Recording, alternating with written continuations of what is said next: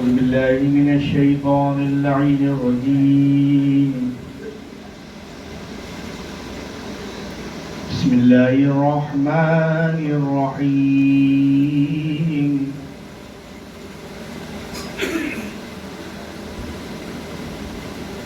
إذا وقعت الواقعة ليس لوقعتها كاذبة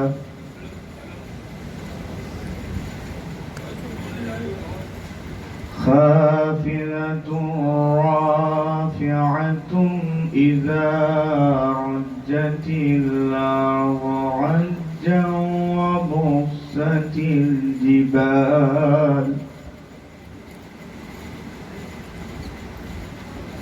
وبست الجبال بسا فكانت هباء منبثا وكنتم أزواجا ثلاثا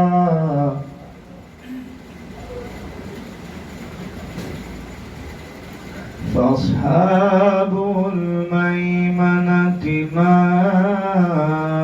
أصحاب الميمنة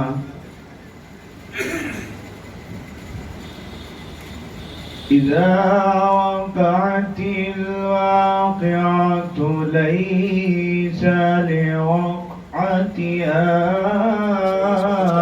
كاذبة خافضة رافعة إذا رجت الأرض رجا وبست الجبال بسا فكانت هباء منبثا وكنتم أزواجا ثلاثا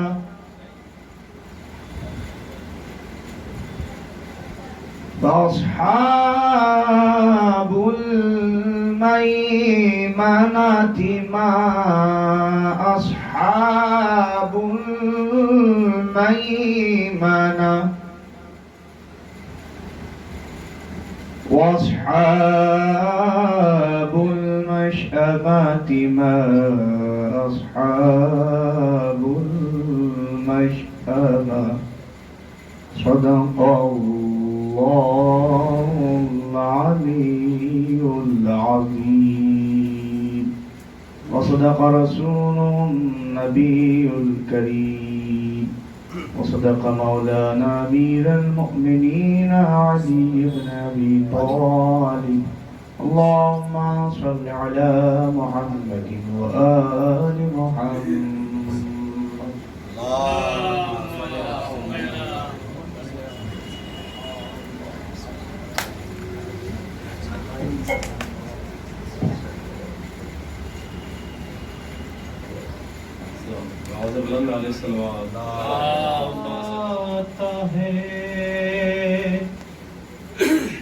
مرنے کو اے میری زینب قریب آ گیا اب وقت آخری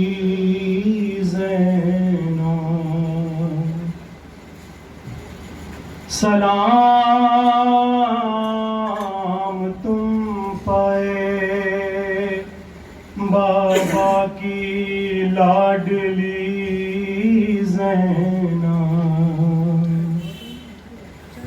زینب نے کہا کون ہے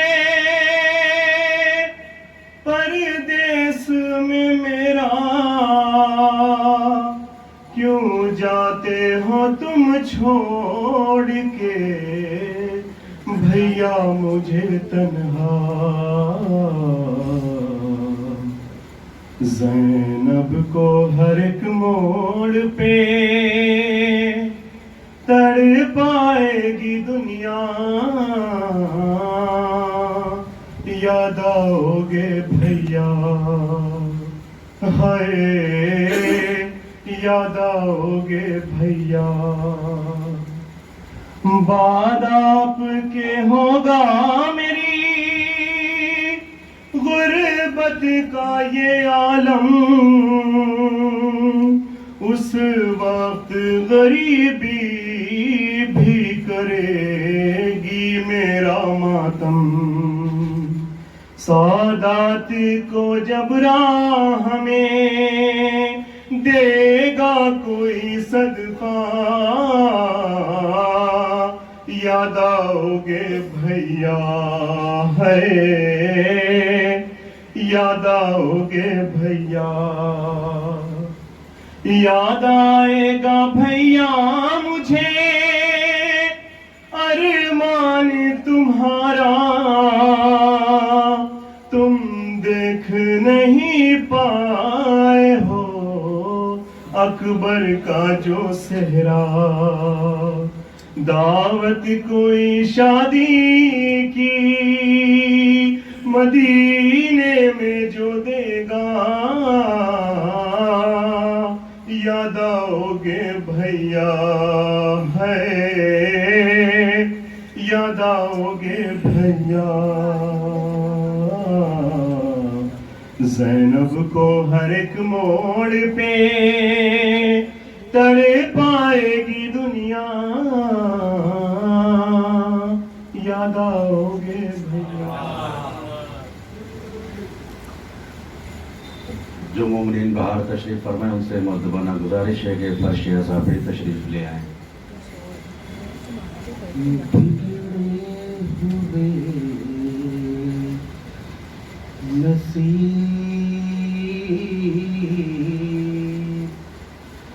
بناتی ہے کربلا،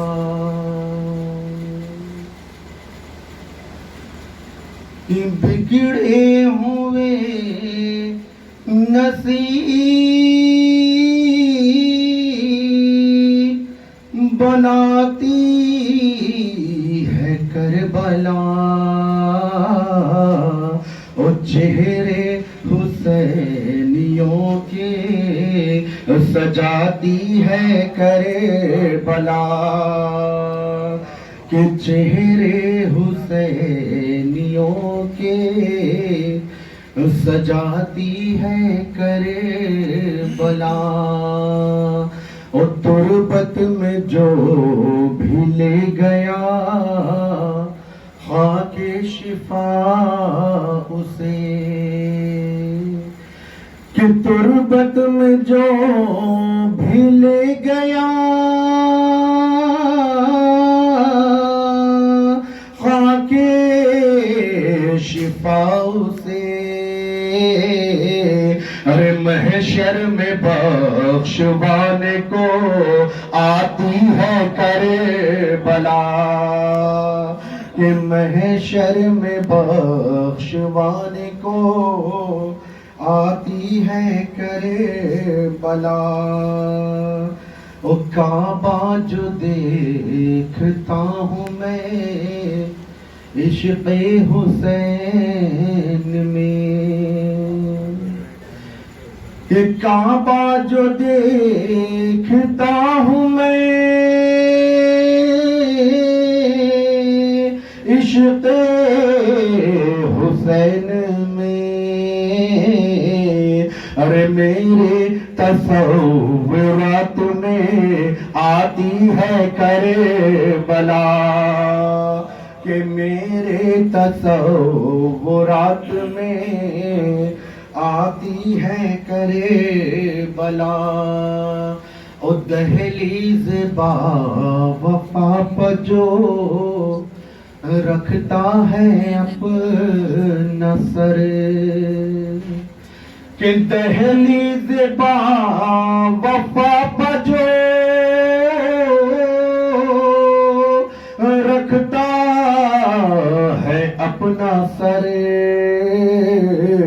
ارے ان کو ہی سر بلند بناتی ہے کربلا، کہ ان کو ہی سر بلند بناتی ہے کربلا۔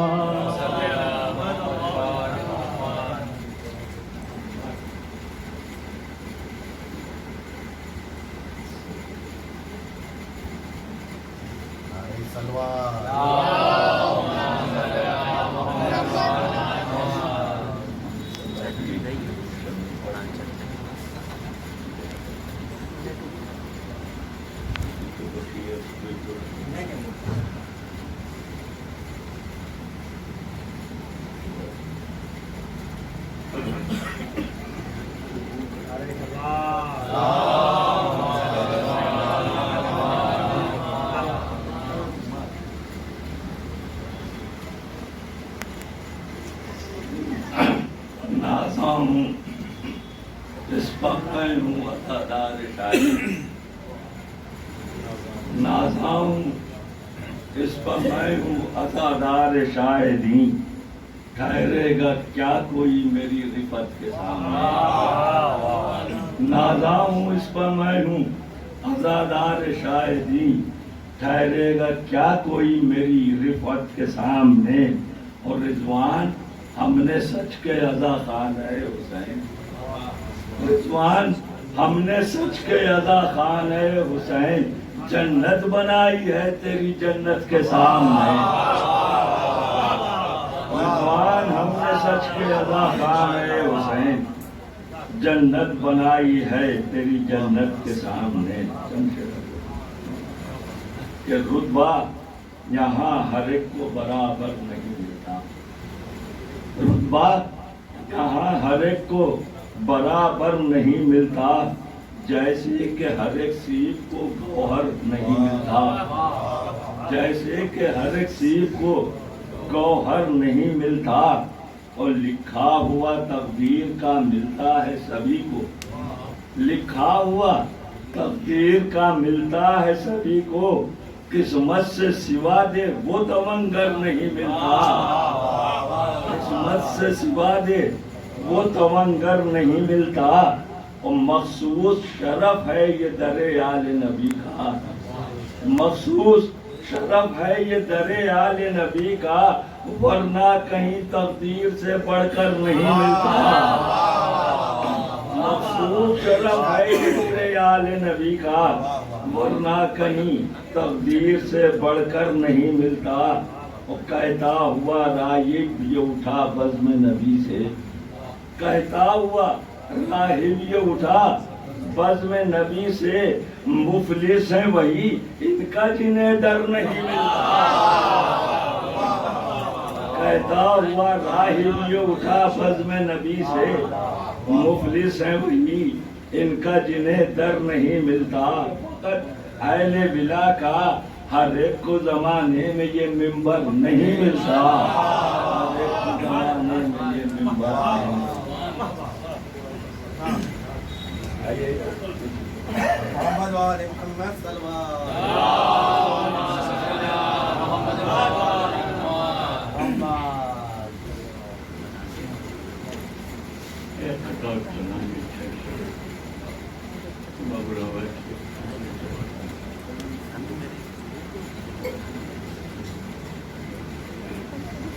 تمہاری معرفت کا کوئی دعویٰ کر نہیں سکتا، تمہاری معرفت کا کوئی دعویٰ کر نہیں سکتا، تمہارا راز بھی اللہ کے رازوں سے ملتا ہے، تمہارا راز بھی اللہ کے رازوں سے ملتا ہے، علی ہے باب شہر علم تم باب الحوائج ہو، علی ہے باب شہر علم تم باب الحوائج ہو، خدا کا شکر ہم کو دونوں دروازوں سے ملتا ہے، علی ہے باب شہر علم تم باب الحوائج ہو، خدا کا شکر ہم کو دونوں دروازوں سے ملتا ہے، عباس کا دعاؤں میں جب واسطہ دیا، عباس کا دعاؤں میں جب واسطہ دیا، اللہ نے طلب سے بھی ہم کو سوا کیا اللہ نے مرادہ کہ وقتی رئیس ہم نہیں نسلی رئیس ہیں وقتی رئیس ہم نہیں نسلی رئیس ہیں نسلاً خدا نے ہم کو غم کربلا دیا وقتی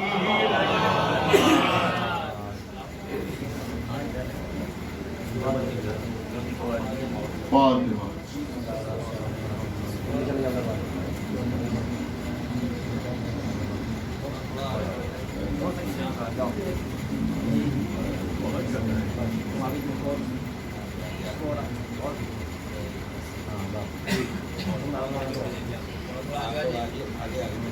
أعوذ بالله السميع العلي العظيم من الشيطان اللعين الرجيم بسم الله الرحمن الرحيم الحمد لله الذي هدانا لهذا وما كنا لنهتدي لولا أن هدانا الله لقد جاءت والسلام على صاحب الدين والإسلام والهل والحرام والركن والمقام والصلاة والصيام والسجود والقيام والشريعة والأحكام والحجة والبرهان والمحبة والعرفان والحق والبيان والكتاب والقرآن سيدنا ونبينا وشفيعنا ومولانا ومولى الثقلين جد الحسن والحسين أبي القاسم محمد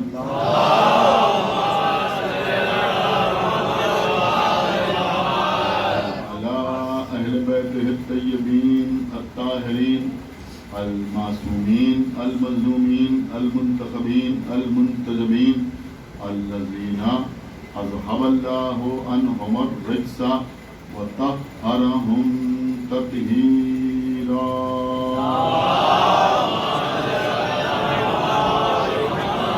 على أعدائهم وقتلتهم وغاسلي حقوقهم ومنكري فضائلهم ومصائبهم أجمعين من الآن إلى يوم الدين اللهم عذبهم عذابا يستغيث منه أهل النار آمين رب العالمين أما بعد فقد قال الله سبحانه تبارك وتعالى في كتابه المجيد وفرقانه الحميد وقوله الحق بسم الله الرحمن الرحيم يوم ندعو كل أناس بإمامهم صلوات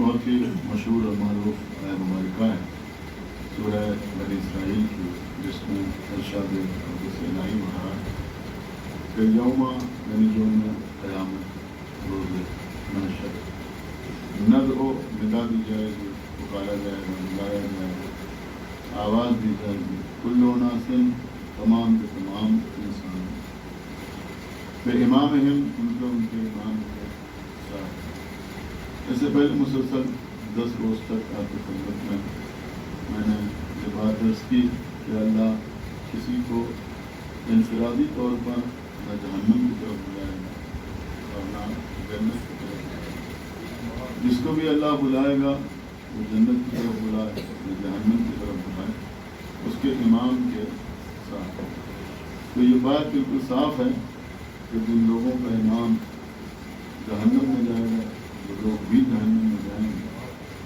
اور جن کا امام جنت میں جائے گا وہ لوگ بھی جنت میں جائیں گے لیکن عزیزوں بے شک اس بات سے کوئی انکار نہیں ہے کہ علماء کرام نے اور خصوصیت کے ساتھ وہ بزرگ علماء حجیت علماء جو گزر گئے جو اپنی کتابوں سے اپنی تحریروں سے اپنی تصانیف سے اپنی تعلیفات سے یا اپنی قلبی کاوشوں سے پہچانے گئے. انہوں نے بڑے کام کیے، بڑی کتابیں لکھی، بڑے مناظرے کیے، اور اس سے بھی قوم کو ملت کو بڑا فائدہ پہنچا. لیکن خطبہ کی ذاکرین کی خدمت کو بھی فراموش نہیں کیا جا سکتا. ہمارے اکثر خطبہ اور ذاکرین ایسے گزرے ہیں کہ جنہوں نے مجلس میں کوئی ایک بات ایسی پڑھی، کوئی ایک جملہ ایسا پڑھا، کوئی ایک نکتہ ایسا پڑھا جو کسی غیر کے دل پر ایسا اثر انداز ہوا کہ وہ مشرف و ایمان ہو گیا.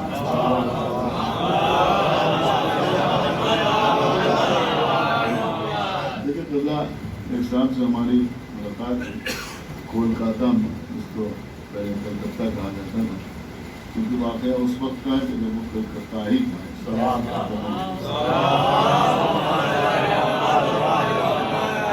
میں اب میں بات نہیں کر رہا ہوں، خود ہماری ملاقات کی.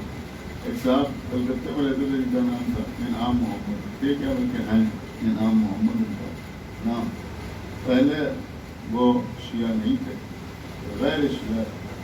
انہوں نے خود مجھے بتایا وہ گزر رہے تھے گول کوٹھی کے قریب سے، اور گول کوٹھی کے ممبر پر خطیب الایمان مولانا مظفر حسین صاحب محدث پڑھا، اور انہوں نے مجھے بتایا کہ انہوں نے ایک نکتہ اس سلسلے میں پڑھا، اور صرف اس نکتے کو سننے کے بعد میرے دل پر اتنا اثر ہوا کہ میں شیعہ ہو گیا.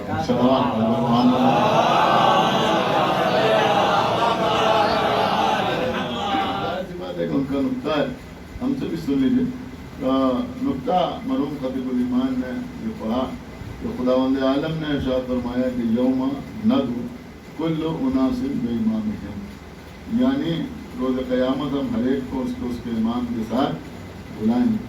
تو اب جن کا امام جنت میں جائے گا وہ قوم بھی جنت میں جائے گی، اور جن کا امام جہنم میں جائے گا وہ قوم بھی جہنم میں جائے گا.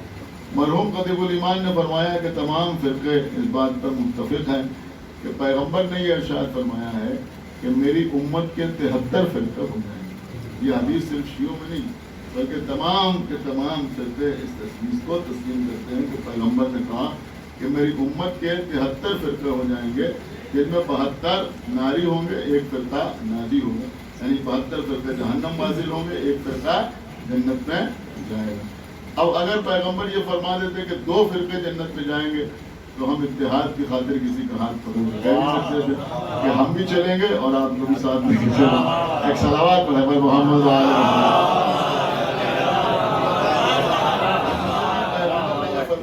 بھائی ایک ہی فرقہ جنت میں جائے گا.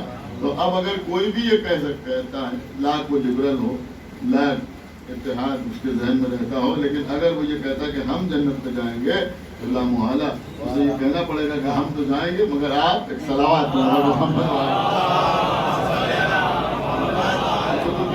کہ ہم بھی جائیں گے اور آپ بھی جائیں گے. جو سارا اتحاد اور ساری باتیں جو ہے وہ دنیا کے لیے ہیں. وہاں تو اگر ہم جائیں گے تو آپ بھی جائیں گے اور آپ جائیں گے تو ہم نہیں جائیں گے. یہی مسئلہ ہے نا. اس لیے کہ پیغمبر نے فرمایا کہ 73 فرقے ہوں گے جن میں ایک فرقہ جنت میں جائے گا. تو مرحوم خطیب الایمان فرماتے تھے کہ مسلمانوں کا ہر فرقہ کسی نہ کسی امام سے پہچانا جاتا ہے. یعنی جتنے فرقے ہیں کسی نہ کسی امام سے پہچانے جاتے ہیں. عام طور پر 4 امام ہیں. اب ظاہر سی بات ہے کہ یہ 4 امام ہیں، انہی کے ماننے والے ہیں، جن میں حنفی ہیں، مالکی ہیں، شافعی ہیں، حنبلی ہیں. اب انہی فرقوں میں اور فرقے بن گئے تو اب قیامت تک سب ملا کے 73 ہو جائیں گے. یعنی یہ ضروری نہیں کہ اس وقت کوئی گننے بیٹھے ہو کے حساب 73 فرقے نہیں ہے. اس لیے کہ نبی نے فرمایا ہے کہ 73 ہو جائیں گے. یعنی جب جنت و جہنم کا فیصلہ ہوگا تو اس وقت 73 فرقے موجود ہوں گے. اب یہ نقطہ طاہر صاحب کا نہیں ہے، میں آپ کی خدمت میں عرض کر رہا ہوں کہ بھائی قیامت تک 73 فرقے ہو جائیں گے. تو اب یہ ضروری نہیں ہے کہ جتنے جہنم میں جانے والے فرقے ہیں وہ سب اس وقت موجود ہوں. نہیں ہو سکتا ہے کوئی کل وجود میں آ جائے، کوئی پرسوں وجود میں آ جائے، کوئی سال بھر بعد وجود میں آئے، کوئی 2 سال بعد، 10 سال بعد. روز قیامت 73 فرقے ہوں گے لیکن ایک فرقہ جنت میں جائے گا. اب آپ مجھے بتائیں کہ باقی فرقوں میں کسی کے لیے آپ یہ نہیں کہہ سکتے کہ وہ اس وقت ہے، کل ہوگا، یا پرسوں تھا، یا یہ تھا، یا وہ تھا، لیکن جو فرقہ جنت پہ جانے والا ہے اس کے لیے تو ماننا پڑے گا کہ وہ آج بھی ہے، بلکہ یوں سمجھے کہ نبی کے زمانے میں بھی تھا اور آج بھی ہے۔ صلوات علی محمد صلوات علی محمد۔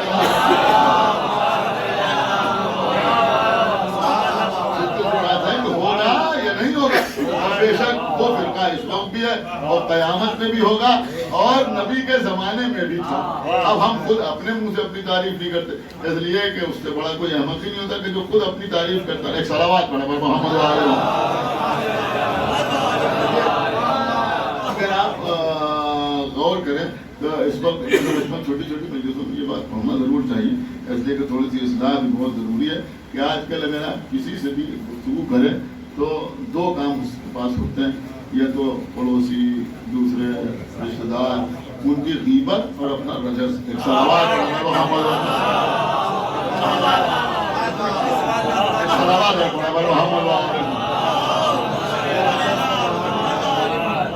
دوسرے بات کی ان کا صاحب ہم سے بڑا شاعر کون ہے، ہم سے بڑا ذاکر کون ہے، ہم سے بڑا خطیب کون ہے۔ ایک صلوات پڑھے محمد۔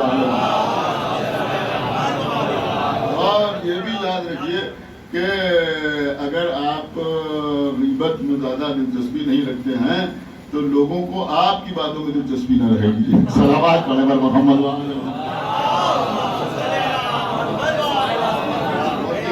لوگوں کو آپ کی باتوں میں دلچسپی نہیں رہے گی، اس لیے کہ سارا رس جو ہے وہ اسی میں ہوتا ہے، سارا رس جو ہے وہ اسی میں ہوتا ہے۔ تو بہرحال اپنی تعریف خود نہیں کرنا چاہیے، ہونا تو یہ چاہیے کہ ہم میں کچھ ایسی خصوصیات ہوں کہ دوسرے ہماری تعریف کریں اور ہم کیا کہہ رہے ہیں تو دوسرا آدمی جو ہے وہ ہماری تعریف کرے۔ تو یہاں ہم بھی نہیں کہتے کہ بھائی ہم ہی جنت میں چلے جائیں گے، یہ ایک الگ مسئلہ ہے، لیکن ہم یہ جانتے ہیں کہ جو بھی فرقہ جنت پہ جانے والا ہے اس کو رسول کے زمانے میں ایگزسٹ کرنا چاہیے، اس لیے کہ اگر رسول کے زمانے میں وہ فرقہ نہ ہوا تو پھر سلمان کس پہ ہوں گے، ابو ذر کس پہ ہوں گے، مقداد کس پہ ہوں گے، پھر یہ لوگ کہاں جائیں گے؟ یہ میں نے وہ نام لیے ہیں کہ جن کے لیے رسول اللہ کی سندیں موجود ہیں کہ یہ ایمان کے 10 درجوں کو فائز، اور یہ ایمان کے 9 درجوں کو فائز، اور یہ ایمان کے 8 درجوں کو فائز۔ اب عزیزو ہم تو قطعی نہیں کہہ رہے ہیں، لیکن صاحب سوائق محرقہ نے لکھا، اور میں آپ کی خدمت میں عرض کروں صاحب تحفہ نے لکھا، صاحب تحفہ کا مطلب تحفہ استاشلی لکھنے والے محدث دہلوی نے اپنی کتاب میں میرے پاس رکھی ہے، میں آپ کو دکھاؤں، انہوں نے تحریر کیا کہ رسول کے زمانے میں سلمان اور ابو ذر اور مقداد وغیرہ کو شیعہ کہا جاتا ہے۔ صلوات علی محمد۔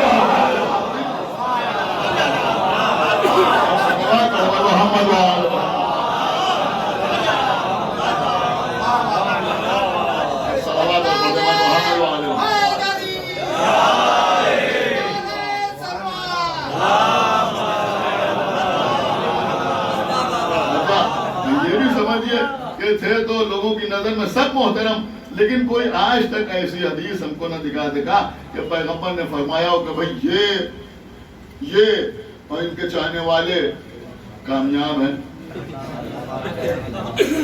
پیغمبر نے کسی کے لیے کہا ہو کہ یہ اور ان کے ماننے والے کامیاب ہیں؟ اگر پیغمبر نے کہا تو صرف یہی کہا، یا علی انتا وشیعتو کا تو پیغمبر کی زبان پر جس فرقے کا نام آیا وہ ہمارے علاوہ کوئی اور نہیں، صرف شیعہ۔ لیکن اب سنیے مرحوم خطیب الایمان کا نکتہ جو میں آپ کو سنانا چاہتا تھا، وہ فرماتے تھے کہ ہر فرقے کا کوئی نہ کوئی امام ہے، تو بیسیکلی 4 امام ہیں جن کو لوگوں نے فقہ کی وجہ سے امام مانا۔ وہ کون کون ہے؟ ایک امام ابو حنیفہ، ایک امام مالک، ایک بہت غور سے سنیے، کوئی وکیلی اس طرح سے بیان کر سکتا ہے، ایک امام ابو حنیفہ، ایک امام مالک، ایک امام شافعی، ایک امام احمد ابن حنبل، یہ 4 امام ہیں۔ خطیب الایمان نے فرمایا کہ بھئی جس کا امام جنت پہ جائے گا وہ فرقہ بھی جنت پہ جائے گا۔ تو اب یہ تو ماننا پڑے گا کہ جب ایک جائے گا تو پھر کوئی ایک ہی جائے گا نا، 10 نہیں جائے گا، سمجھ میں آئے گا نا۔ میں نے کہا بھئی اب ہم نے امام ابو حنیفہ سے پوچھا کہ یہ بتائیے کہ کیا آپ کا جنت پہ جانا یقینی ہے؟ ہم نے پوچھا کہ بھئی کیا آپ کا جنت پہ جانا یقینی ہے، کنفرم ہے، کوئی گارنٹی ہے کہ آپ جنت میں ضرور جائیں گے؟ تو امام ابو حنیفہ کا جواب یہی ہوگا کہ بھئی یہ تو اللہ کا کرم، اگر ہو گیا تو جنت میں جائیں گے، نہ ہوا تو نہیں جائیں گے۔ یہی تو ہے نا. اور سارے مسلمان اسی کے قائل ہیں. کوئی ان لوگوں کی عصمت کا بھی قائل نہیں ہے اور نہیں کر رہے ہیں آپ. کوئی ان کی عصمت کا بھی قائل نہیں ہے. اب یہ یعنی جن کو لوگوں نے امام بنایا ان کے آپس میں ایک دوسرے کے لیے کیا خیالات ہیں. صلوات پڑھیں محمد علیہ محمد. صلوات اور پڑھیں محمد. بس اتنا سمجھیے کہ اچھے خیالات نہیں تھے. ایک کے دوسرے کے لیے اچھے خیالات نہیں تھے. صلوات اور پڑھیں محمد علیہ. بالکل اچھے خیالات تھی. تو بڑے ہم نے امام ابو حنیفہ سے پوچھا, مرحوم فرماتے تھے خطیب الایمان کو, ان سے پوچھا کہ آپ جنت پہ جائیں گے؟ انہوں نے کہا جا بھی سکتے ہیں, نہیں بھی جا سکتے. ہم نے امام مالک سے پوچھا اچھا آپ جنت پہ جائیں گے؟ ان کا بھی جواب آیا ہو سکتا ہے چلے جائیں, ہو سکتا ہے نہ جائیں. ہم نے امام شافعی سے پوچھا کہ آپ تو جائیں گے؟ انہوں نے کہا ہمارا بھی کوئی ٹھکانا نہیں, ہو سکتا ہے چلے جائیں, ہو سکتا ہے نہ جائیں. امام احمد ابن حنبل سے پوچھا کہ آپ جائیں گے؟ انہوں نے کہا بھائی کوشش کر رہے ہیں, جا بھی سکتے ہیں اور نہیں بھی جا سکتے. تو مرحوم خطیب الایمان فرماتے تھے کہ اب جب ہم 72 فرقوں کے اماموں سے پوچھیں گے کہ آپ جنت پہ جائیں گے یا نہیں جائیں گے, جائیں گے یا نہیں جائیں گے, جائیں گے یا نہیں جائیں گے, تو وہ بھی چل کے کہیں گے کہ ہم بھی آپ کے امام سے پوچھیں. لیکن ہمارے امام سے کس میں ہمت ہے جو پوچھے کہ آپ جنت پہ جائیں گے یا نہیں جائیں گے؟ قیامت ہے, قیامت ہے. ہمارے امام سے کسی میں ہمت جو مولا علی سے پوچھے کہ آپ جنت پہ جائیں گے یا نہیں جائیں گے. لیکن اسے کہتے ہیں خطابت و ذاکری. کوئی توجہ کے ساتھ سماعت فرما, قیامت کا جملہ آیا. بھائی اب ظاہر سی بات ہے کہ جب ہم سب سے پوچھیں گے تو وہ یہی کہیں گے نا کہ بھائی آپ بتائیے آپ کے امام جنت پہ جائیں گے یا نہیں جائیں گے؟ تو ہم کہیں گے پوچھ لو.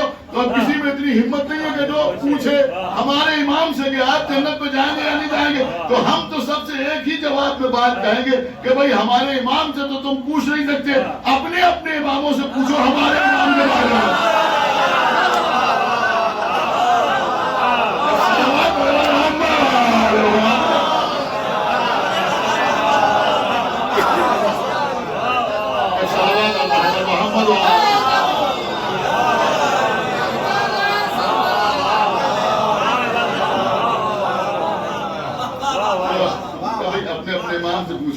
ہمارے امام کے بارے میں ہم سے نہ پوچھو. ہمارے امام سے بھی تمہیں پوچھنے کی ہمت نہیں, اپنے اپنے امام سے پوچھو کہ ہمارے مولا کے بارے میں کیا خیال ہے. اب جب انہوں نے اپنے اماموں سے پوچھا تو انہی کا ایک امام بول اٹھا, کیا بولا, کیا سمجھ, علی جن حبہ الجنہ. میں 2 ہی مصرے پڑھوں گا جو میرے موضوع کے اندر ہے. قسیم النار والجنہ. صلوات پڑھیں محمد وآل محمد.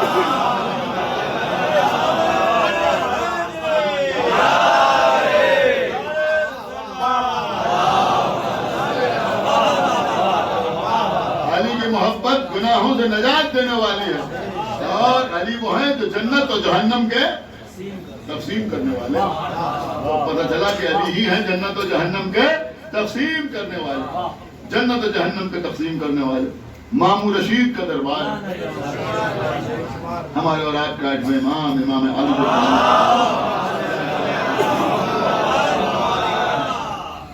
مامو رشید نے آپ کے امام سے کہا کہ آپ کے جد کے باقی سارے القاب تو ہماری سمجھ میں آتے ہیں, لیکن یہ لقب جو ہے قسیم النار والجنہ یہ ہماری سمجھ میں نہیں آتا. یہ بھی میں جیسے ایک دن میں نے آپ کی خدمت میں عرض کیا تھا کہ یہ مولا علی امام شافعی کے کہنے تو قسیم النار والجنہ کچھ لوگ بیچارے غلط فہمیوں کے شکار ہو جاتے. ایک صلوات اور پڑھیں محمد. اور یہ بھی میں آپ کی خدمت میں عرض کر دوں کہ ان میں کسی شخص کی ایک آدھ روائی دیکھ کر متاثر ہونے کی ضرورت نہیں. مناظرہ حسنیہ پڑھیے تو حسنیہ نے شافعی کبھی منہ توڑ جواب دیے. مناظرہ ہوا تو بیچ میں بیٹھا ہوا تھا, اب اسی باتیں انہوں نے کہیں تھی. تو بہرحال یہ ان کے کچھ شعر ہیں جو انہوں نے کہہ دیے. حق جو ہے وہ سر چڑھ کے بولتا ہے.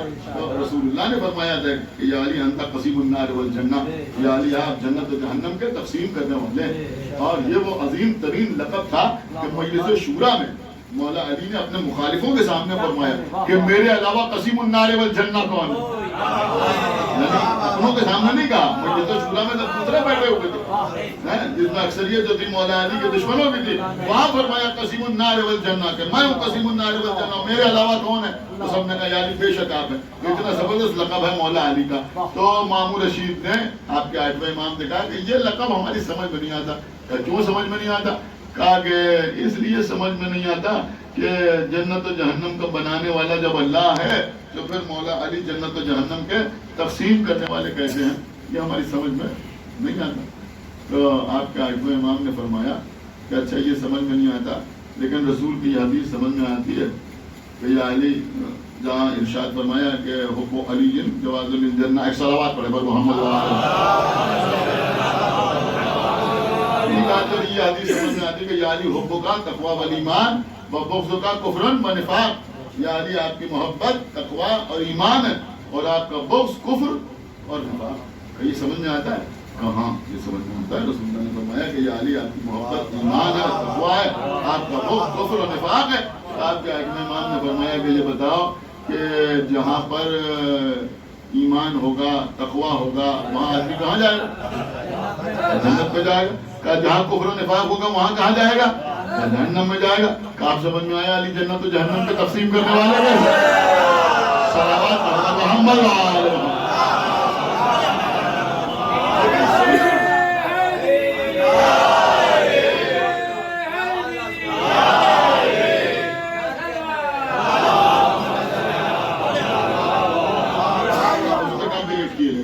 صلوات پڑھے محمد و آل.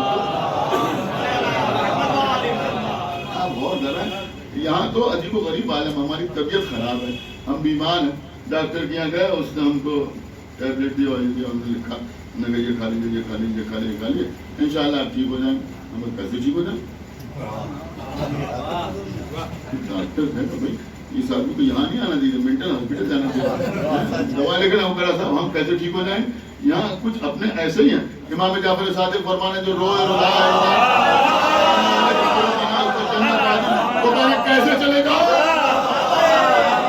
اور جو کہہ رہا ہے کہ کیسے چلے جائیں گے وہ کم وقت کبھی نہیں جائے گا. صلوات پڑھے محمد و آل.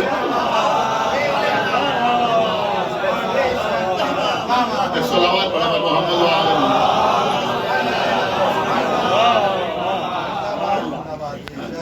چلے گا وہ کیسے چلے جائیں؟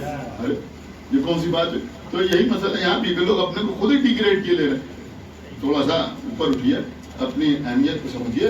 امام نے جواب تو مامون رشید کو دے دیا، ٹھیک ہے میں جو پڑھ کے پڑھ رہا ہوں ایسے نہیں پڑھ رہا ہوں، نہیں پڑھ رہا تو جواب دے دیا. اس کے بعد جناب ابا سلط، آپ اللہ زیارت کے لیے گیا تو جناب ابا سلط کی جاریہ ہے، یہ اس کی حیثیت کے مطابق ہے.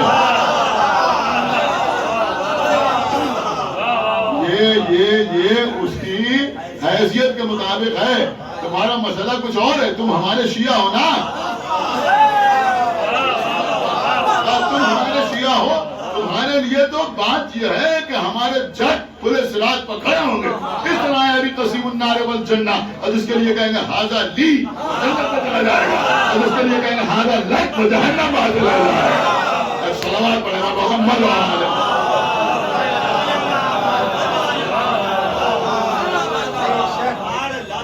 صلوات اور پڑھے پر محمد و آل.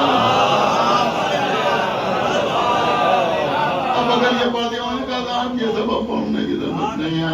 اور اب میں نے آغا بازی جو ہم پڑھا تھا، اصل میں کچھ اس سال تیاری کی تھی، حالات ایسے ہوئے کہ نہیں پڑھ سکے. انشاءاللہ آئندہ پڑھیں گے، لیکن پڑھیں گے نہیں. تو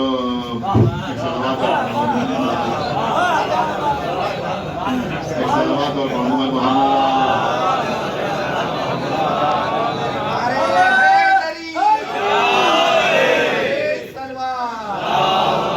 جعفر صادق علیہ السلام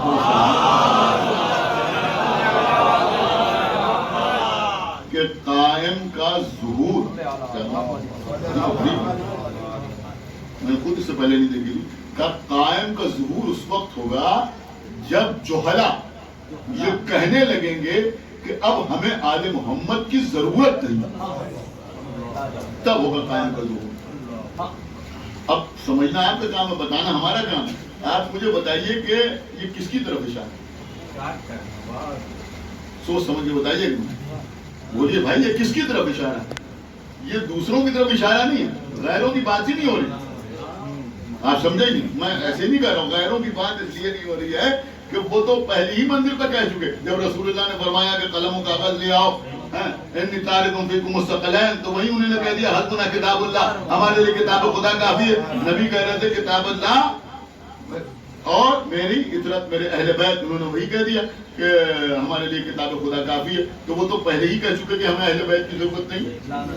تو ان کا تو مسئلہ ہی نہیں، آپ غور نہیں کر رہے، ان کا مسئلہ نہیں ہے. یہ جو فرمایا کہ لوگ جب کہنے لگیں گے کہ ہمیں اب آل محمد کی ضرورت نہیں ہے، اس کا مطلب یہ ہوا کہ وہ لوگ جنہوں نے اس وقت انکار نہیں کیا تھا بلکہ اہل بیت کے ذریعے سے پہچانے جاتے تھے، ان میں کچھ جوہلا ایسے پیدا ہوں گے جو کہیں گے کہ اب خیبر بیان کرنے کی ضرورت نہیں ہے، خندق بیان کرنے کی ضرورت نہیں ہے، شفیع پڑھنے کی ضرورت نہیں ہے، فضائل پڑھنے کی ضرورت نہیں ہے، بی بی سیدہ کی کہانی کی ضرورت نہیں ہے، کی ضرورت نہیں ہے.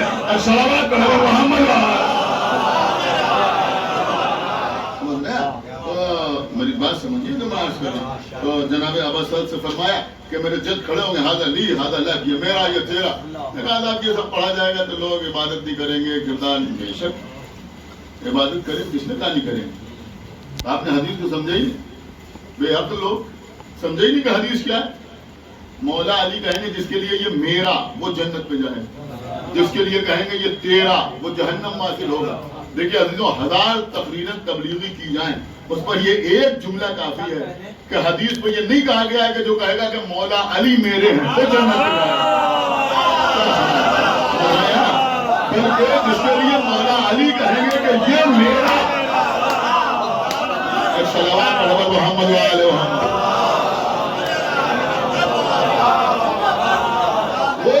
کہیں گے کہ یہ میرا. میں سمجھتا ہوں اس سے بڑا کوئی جملہ نہیں ہو سکتا کہ الگ الگ تبلیغ کیجئے، یہ کیجئے، یہ نہ کیجئے، یہ کیجئے، یہ نہ کیجئے. بس ایک ہی جملہ کافی ہے کہ زندگی ایسے گزاریے کہ روز قیامت علی کہے کہ یہ میرا. صلوات پر محمد وآلہ. ایک صلوات اور پڑھ دیں پر محمد وآلہ. روز قیامت مولا علی کہ بھائی یہ زندگی پر میرا رہا، میرے دشمنوں کا نہیں رہا، یہ زندگی پر میرا رہا. تو علی کہیں گے یہ میرا. بس میں نے بات تمام کیا عزیزوں. دیکھیے بہت سے اشعار ایسے بے شک خوش ہونے والے اشعار ہیں، لیکن وہاں بھی مسئلہ وہی جو عثمانی آبادی نے فرمایا کہ انسان کو بیدار تو ہو لینے دو، ہر قوم پکارے گی ہمارے حسین. بات انہوں نے کہی لیکن سمجھداری کے ساتھ کہی. میں پھر کہہ رہا ہوں کہ اپنے کو ڈیگریڈ نہ کیجیے، اپنی اہمیت سمجھیے. آپ سب کے جیسے نہیں ہیں. لوگ غالی دادی داری کا شیئر کرتے ہیں بہت زیادہ، وہ بھی کرتے ہیں بے شک کرتے ہیں. یہی تو کہہ رہے ہیں کہ ہر قوم پکارے گی ہمارے یہاں حسین، ہر قوم پکارے گی ہمارے حسین. دیکھیے بھائی، جب کوئی کسی بڑے عہدے کو فائد ہوتا ہے تو ہر آدمی اس سے رشتہ جوڑنے کی کوشش کرتا ہے.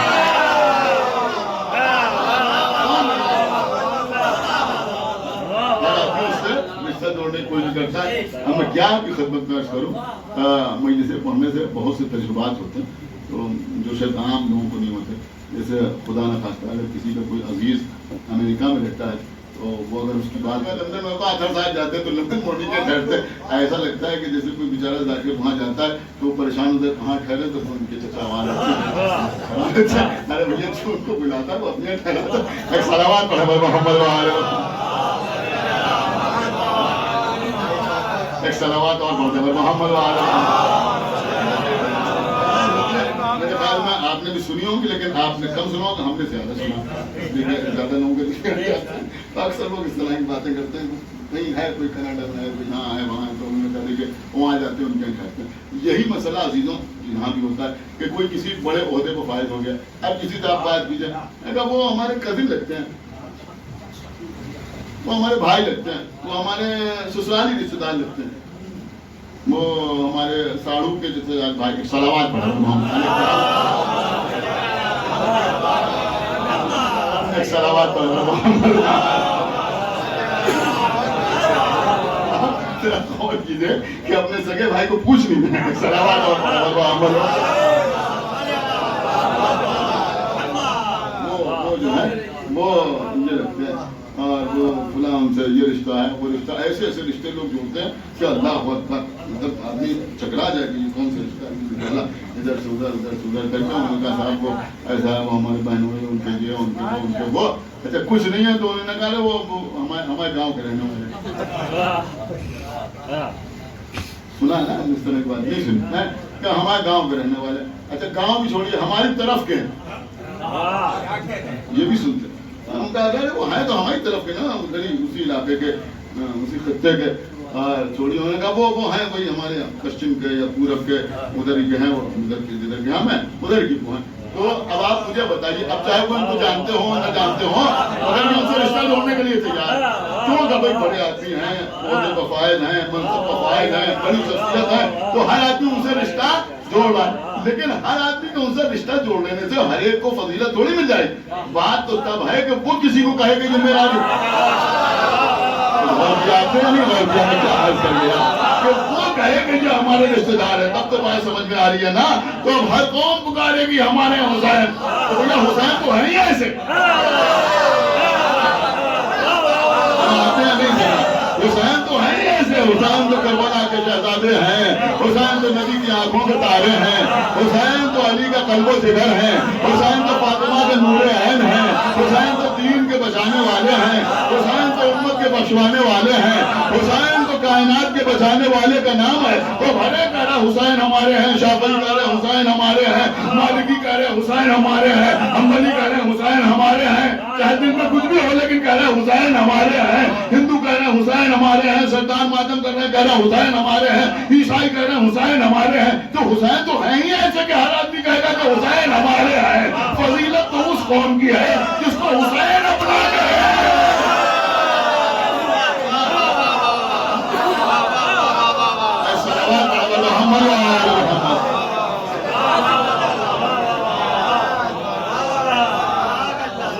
آپ کہیں پہنچے یا نہیں پہنچے, فضیلت تو اس قوم کی ہے بھائی جس کو حسین اپنا کہیں. اب حسین نے کسے اپنا کہا؟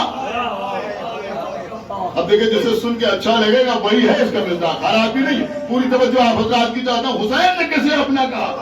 یہ تو